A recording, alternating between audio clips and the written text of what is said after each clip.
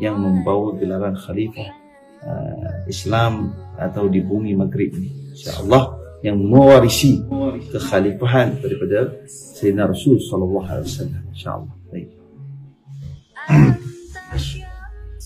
Kita dah tengok video berkenaan sama-sama, dan saya tengok kalau daripada sudut belakang ustaz ni, bawah sekali tu bukan Muhammad Al-Amin, itu Muhammad Al-Hamid. Kalau anda perasan dekat gambar tu disebut Muhammad Al-Hamid. Mungkin Muhammad Al-Hamid ni adalah anak kepada Muhammad Al-Amin. Sebab atas pada tu Muhammad Al-Amin, atas satu iaitu Muhammad Hamid, Maula Hamid. Maula Hamid tu memang pak kepada Muhammad Al-Amin yang tengah viral sekarang. Dan silsilah seperti ini juga anda boleh tengok kepada pemimpin-pemimpin Maghribi sekarang. Dia pun ada silsilah macam ni juga, bukan hanya Muhammad Al-Amin seorang saja ada. Okey, baik, kita berikan sedikit ulasan. Sahabat-sahabat, di samping video ini terdapat banyak video lagi yang berkaitan tentang isu Muhammad Al-Amin Al-Idrisi yang dinyatakan oleh pihak penganjur sebagai mempunyai silsilah emas dan berada pada jalur 38 keturunan Nabi SAW. Saya tak pasti kenapa diangkat isu jalur ke-38, melainkan ia adalah jalur sanad. Tetapi orang ramai bila dengar jalur 38 macam ada something best daripada nombor 38 tu. Padahal tidak ada beza pun 38 ke 39 ke 40 ke 41 ke. Tidak ada beza pun daripada sudut jalur-jalur berkenaan. Ada juga video-video di TikTok dan juga di Facebook dengan kenyataan-kenyataan yang pelbagai yang saya kira cukup melampau apabila menyatakan bahawa Muhammad Amin Al-Idrisi ini adalah seorang Imam Mahdi. Bahkan ada yang komen dekat Facebook, dekat TikTok, dia kata melihat Muhammad Al-Amin Al-Idrisi ini seperti melihat Nabi SAW. Sedangkan semua itu adalah bibit-bibit ketaksuban yang boleh menyebabkan kemelampauan di dalam mengangkat dan memuliakan seseorang. Setahu saya, beliau tidak ada sifat-sifat Al-Mahdi sedikit pun. Nak kata dia ulama pun tidak. Kerana pihak penganjur sendiri di dalam video yang lain, iaitu Duam Media, telah menafikan bahawa dia ini adalah seorang ulama. Menurut Ustaz Hafiz Za'farani yang saya baca daripada kenyataan beliau di Facebook, dan saya fikir Ustaz Hafiz Za'farani ini adalah antara ustaz yang boleh dikatakan mula-mula mengangkat isu pertikaian dan mempertikaikan Maula Muhammad Amin Al-Idrisi ini. Dia kata Muhammad Amin Al-Idrisi ini, degree dia, ijazah sarjana muda dia adalah di dalam public law daripada University of Nice, Sofia, Antipolis di Perancis. Dia juga adalah seorang lawyer yang memang dapat persetujuan CAPA dari University of Algiers, di fakulti di Algeria.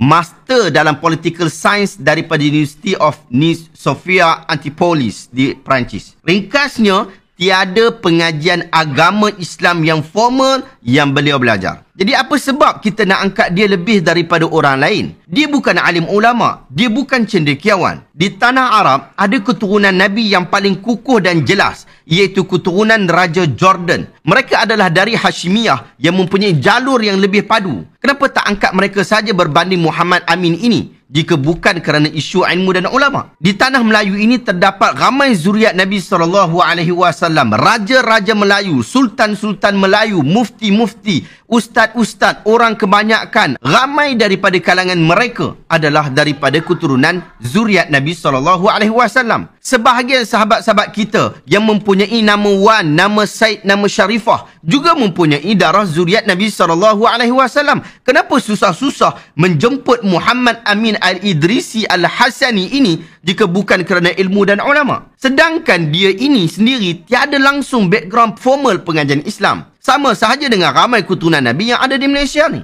Apatah lagi sekadar bacaan ringkas saya berkaitan tentang Muhammad Amin Al-Idrisi ini. Terdapat beberapa isu kontroversi tentang peribadi beliau yang perlu diberikan penjelasan dan penerangan yang lebih mendalam oleh pihak penganjur yang membawa beliau daripada Maghribi ke Malaysia. Saya tak pasti daripada Maghribi ke Malaysia ataupun daripada Perancis ke Malaysia. Pasport beliau pun kita tak tahu. Pasport Maghribi ke, pasport daripada Perancis. Anda boleh baca kenyataan-kenyataan yang diterbitkan oleh sahabat-sahabat kita yang berada di Maghribi sekarang ini. Anda boleh bertanya kepada mereka berkaitan tentang isu dia ini, isu Muhammad Amin Al-Idrisi ini daripada sahabat-sahabat kita yang berada di Maghribi. Antaranya adalah Ustaz Adli Al-Qarni yang menceritakan lebih detail tentang Muhammad Amin ini. Si Ustaz ni sebut oknum maula lagi. Anda boleh baca pelbagai kisah-kisah licik dan berbahaya yang telah dilakukan oleh Muhammad Amin Al-Idrisi ini. Ustaz Adli Al-Qarni, dia bongkarkan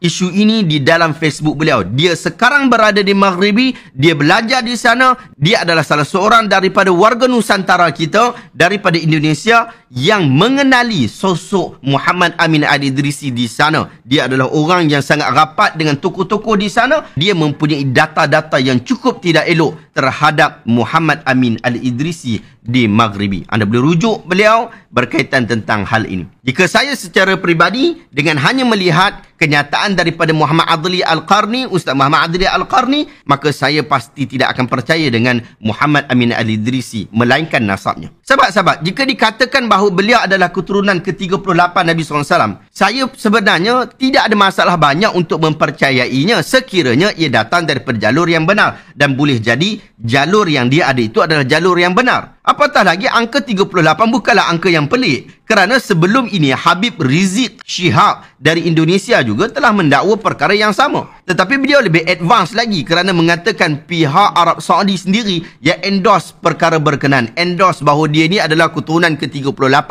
Nabi SAW. Tetapi akhirnya ia hanyalah hoax semata-mata. Kita ini sahabat-sahabat mengasihi anak cucu Nabi dengan setinggi-tingginya. Bahkan pada kita, nasab keturunan Nabi itu sendiri ada satu bentuk kemuliaan. Pun begitu, kita telah mengharamkan kebodohan daripada diri kita. Kita tak mahu mengangkat orang yang salah dalam masyarakat sehingga akhirnya akan memberikan kesan yang buruk kepada masyarakat. Secara peribadi, saya tidak merasa lebih bagus untuk kita mengangkat Muhammad Amin Al-Idrisi ini. Bahkan, kita tiada sebarang sebab yang kuat untuk mengangkat beliau melebihi orang lain. Apatah lagi dengan melampau mengangkat beliau sehingga mengatakan dia ialah Imam Mahdi. Seorang keturunan Rasulullah SAW ialah seorang yang mempunyai jalur keturunan yang jelas dan berpegang teguh dengan ajaran Rasulullah SAW.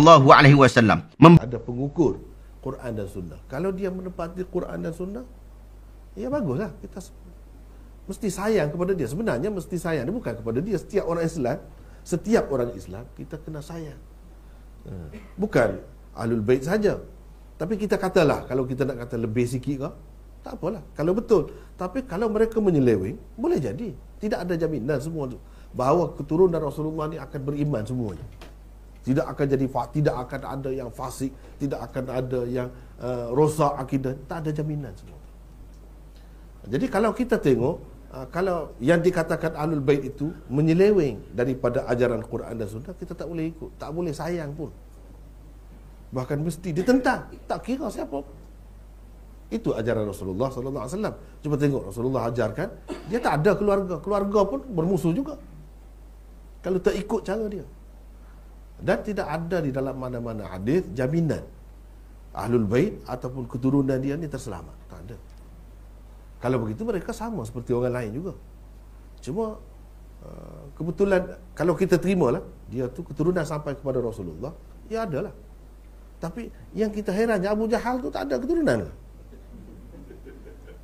Abu Lahab, ramai lagi kan? Ada juga. Kenapa tak sebut? Ini kita kena ingat juga dalam masyarakat kadang-kadang ada pihak yang nak mengambil kesempatan, nak dapat kedudukan dalam masyarakat, dia mendakwa dia Ahlul Bait. Boleh jadi. Boleh jadi.